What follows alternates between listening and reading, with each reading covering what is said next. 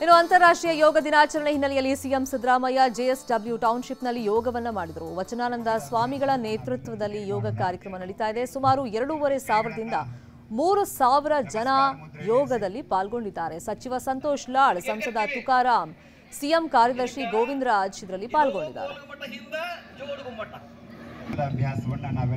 ಅಂತಾರಾಷ್ಟ್ರೀಯ ಯೋಗ ದಿನ ಹಿನ್ನೆಲೆಯಲ್ಲಿ ವಿಜಯಪುರದ ಅಂಬೇಡ್ಕರ್ ಕ್ರೀಡಾಂಗಣದಲ್ಲಿ ಯೋಗ ದಿನಾಚರಣೆ ಆಚರಿಸಲಾಯಿತು. ಶಾಸಕ ಬಸನಗೌಡ ಪಾಟೀಲ್ ಯತ್ನಾಳ್ ಯೋಗ ದಿನಾಚರಣೆಯನ್ನು ಉದ್ಘಾಟನೆ ಮಾಡಿದರು. ಸಾವಿರಾರು ಯೋಗ ಪಟುಗಳು ಕಾರ್ಯಕ್ರಮದಲ್ಲಿ ಪಾಲ್ಗೊಂಡಿದ್ದರು. ಕೂಡಲ ಸಂಗಮ ದೇವ ಸಲಪುತ್ತ ಕೂಡಲ ಸಂಗಮ ದೇವ.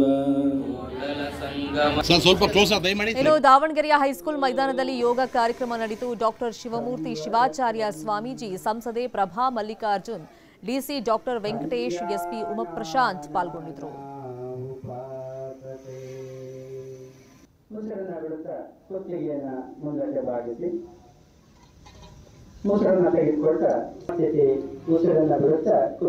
ಇವತ್ತು ಅಂತಾರಾಷ್ಟ್ರೀಯ ಯೋಗ ದಿನಾಚರಣೆ ಹಿನ್ನೆಲೆಯಲ್ಲಿ ಕೊಪ್ಪಳ ಜಿಲ್ಲೆ ಯಲಬುರ್ಗಾದ ಮುರಡಿ ಶ್ರೀಧರ ಮಠದ ಬಸವಲಿಂಗ ಸ್ವಾಮೀಜಿಗಳು ಯೋಗ ಮಾಡಿದ್ರು. ಈ ಸ್ವಾಮೀಜಿ ದಿನನಿತ್ಯ ಯೋಗಾಭ್ಯಾಸ ಮಾಡ್ತಾ ಇರ್ತಾರೆ.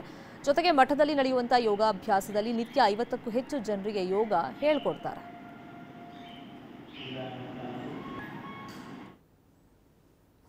ಜಮ್ಮು ಕಾಶ್ಮೀರದಲ್ಲಿ ನರೇಂದ್ರ ಮೋದಿ ಅವರು ಯೋಗ ಮಹತ್ವವನ್ನ ಸಾರಿ ಇದೀಗ ಯೋಗಾಸನವನ್ನ ಮಾಡ್ತಾ ಇದ್ದಾರೆ.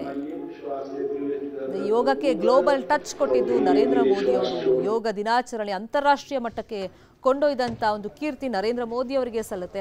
10ನೇ ಅಂತಾರಾಷ್ಟ್ರೀಯ ಯೋಗ ದಿನಾಚರಣೆಯ ಈ ಸಂದರ್ಭದಲ್ಲಿ ಪ್ರತಿ ವರ್ಷದಂತೆ ಈ ವರ್ಷನೂ ಕೂಡ ನರೇಂದ್ರ ಮೋದಿ ಅವರು ಯೋಗಾಸನವನ್ನ ಮಾಡ್ತಾ ಇದ್ದಾರೆ. और धीरे धीरे श्वास छोड़ते हुए गर्दन को नीचे. एक और बार इसका अभ्यास करेंगे. धीरे धीरे श्वास लेते हुए गर्दन को ऊपर और धीरे धीरे श्वास छोड़ते हुए नीचे. इसका अभ्यास एक और बार विपरीत दिशा में करेंगे. धीरे धीरे श्वास को भरते हुए सिर को एंटी क्लॉकवाइज डायरेक्शन में लेके जाइए और धीरे धीरे श्वास छोड़ते हुए सिर को आगे की तरफ. एक और बार धीरे धीरे श्वास लेते हुए गर्दन को ऊपर और श्वास छोड़ते हुए गर्दन को नीचे.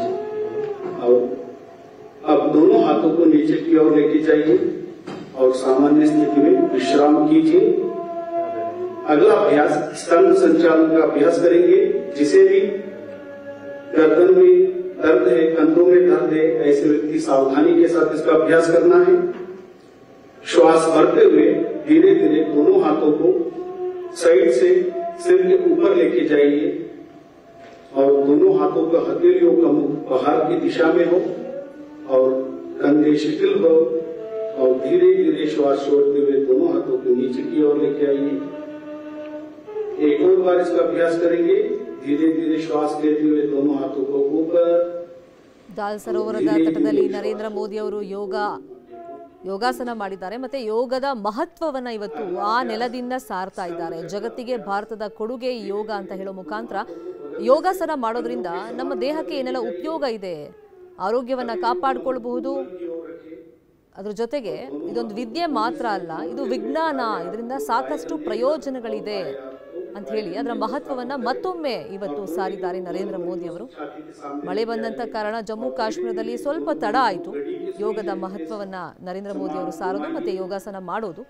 ಫಸ್ಟಿಗೆ ಅದರ ಮಹತ್ವವನ್ನ ಸಾರಿ ಇದೀಗ ಯೋಗಾಸನ ಮಾಡ್ತಾ ಇದ್ದಾರೆ ನರೇಂದ್ರ ಮೋದಿ ಅವರು.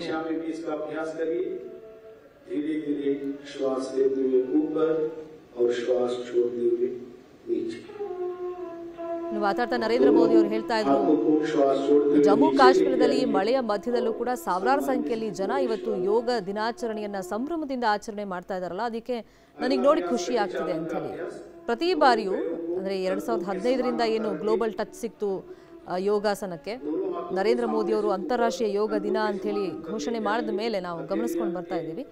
ಭಾರತದ ಪ್ರತಿ ಭಾಗದಲ್ಲೂ ಕೂಡ ಅದರ ಆಚರಣೆಯನ್ನ ನರೇಂದ್ರ ಮೋದಿ ಅವರೇ ಖುದ್ದಾಗಿ ಹೋಗಿ ಮಾಡ್ತಾ ಇದ್ದಾರೆ. ಮತ್ತೆ ಯೋಗದ ಮಹತ್ವವನ್ನ ಸಾರಿದ ಮೇಲೆ ಆಯಾ ರಾಜ್ಯಗಳ ಗಣ್ಯರು ಈ ಯೋಗಾಸನ ಮಾಡೋ ಮುಖಾಂತರ ಯೋಗದ ಮಹತ್ವವನ್ನ ಸಾರ್ತಾ ಇದ್ದಾರೆ.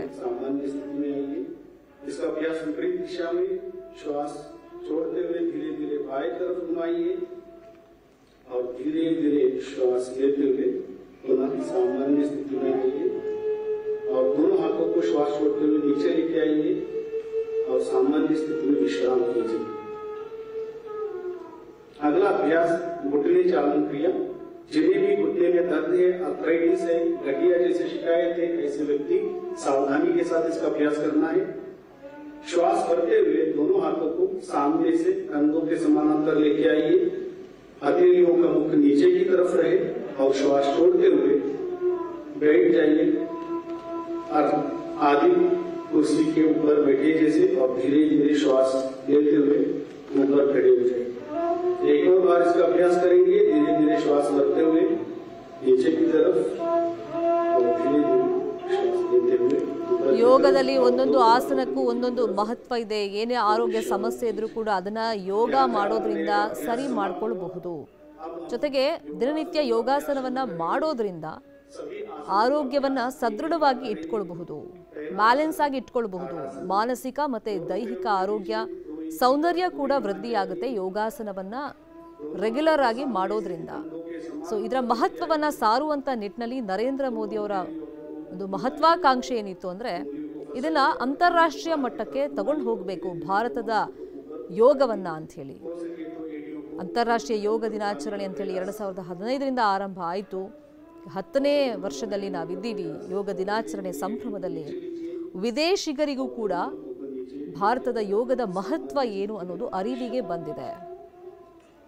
ಇನ್ನು ಭಾರತೀಯರು ಅಷ್ಟೇ ಈ ಅಂತಾರಾಷ್ಟ್ರೀಯ ಯೋಗ ದಿನಾಚರಣೆ ಅಂತ ಆರಂಭ ಆದಮೇಲೆ ಇದ್ರ ಕಡೆ ಗಮನ ಕೊಡೋದನ್ನ ಜಾಸ್ತಿ ಮಾಡಿದ್ದಾರೆ. ಪ್ರತಿ ಬಾರಿನೂ ಕೂಡ ನರೇಂದ್ರ ಮೋದಿ ಅವರು ಯೋಗ ದಿನಾಚರಣೆ ಸಂದರ್ಭದಲ್ಲಿ ಯೋಗದ ಮಹತ್ವವನ್ನು ಸಾರ್ತಲೇ ಇದ್ದಾರೆ. ಸೈಂಟಿಫಿಕ್ಲಿ ಕೂಡ ಪ್ರೂವ್ ಆಗಿದೆ ಎಷ್ಟೋ ಆಸನಗಳನ್ನು ಮಾಡೋದ್ರಿಂದ ದೇಹದ ನ್ಯೂನ್ಯತೆಗಳನ್ನು ಸರಿಪಡಿಸ್ಕೊಳ್ಬಹುದು, ದೇಹವನ್ನು ಸದೃಢವಾಗಿ ಇಟ್ಕೊಳ್ಬಹುದು. ಒಟ್ಟಲ್ಲಿ ಆರೋಗ್ಯಯುತವಾಗಿ ನಾವಿರಬೇಕು ಅಂತಂದರೆ ಯೋಗಾಸನವನ್ನು ದಿನನಿತ್ಯ ಮಾಡೋದ್ರಿಂದ ನಾವು ಆರೋಗ್ಯವನ್ನು ಸದೃಢವಾಗಿ ಇಟ್ಕೊಳ್ಬಹುದು, ಮಾನಸಿಕವಾಗಿ ನೆಮ್ಮದಿಯಾಗಿರ್ಬೋದು, ದೈಹಿಕ ಸೌಂದರ್ಯಕ್ಕೂ ಕೂಡ ಯೋಗಾಸನ ಮದ್ದಾಗಿದೆ. ಅದಕ್ಕೆ ನರೇಂದ್ರ ಮೋದಿ ಅವರು ಇವತ್ತು ತಮ್ಮ ಭಾಷಣದಲ್ಲಿ ಹೇಳಿದರು, ಯೋಗ ಅನ್ನೋದು ಕೇವಲ ಒಂದು ವಿದ್ಯೆ ಮಾತ್ರ ಅಲ್ಲ, ಇದೊಂದು ವಿಜ್ಞಾನ. ವಿಜ್ಞಾನ ಇದರಲ್ಲಿ ಅಡಗಿದೆ. ಎಷ್ಟೋ ಕಾಯಿಲೆಗಳಿಗೆ ಇದು ಮದ್ದು.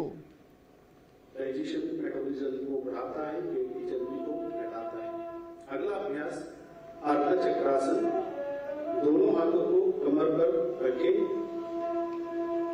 और धीरे धीरे श्वास भरते हुए सिर, गर्दन, छाती को पीछे की तरफ लेके जाइए।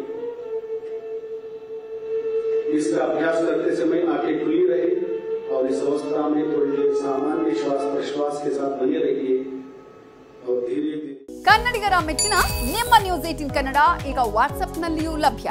ಕರ್ನಾಟಕ ಮತ್ತು ದೇಶ ವಿದೇಶದ 360 ಡಿಗ್ರಿ ಸುದ್ದಿ ವಿವರವನ್ನ ನೀವು ನಿಮ್ಮ ಕೈ ಬೆರಳುಗಳಲ್ಲಿಯೇ ಪಡೆಯೋದಿಕ್ಕೆ ಈ QR ಕೋಡ್ ಅನ್ನು ಸ್ಕ್ಯಾನ್ ಮಾಡಿ. ನಮ್ಮ ಚಾನೆಲ್ ಅನ್ನು ಫಾಲೋ ಮಾಡಿ, ನೋಟಿಫಿಕೇಶನ್ ಆನ್ ಮಾಡಿ.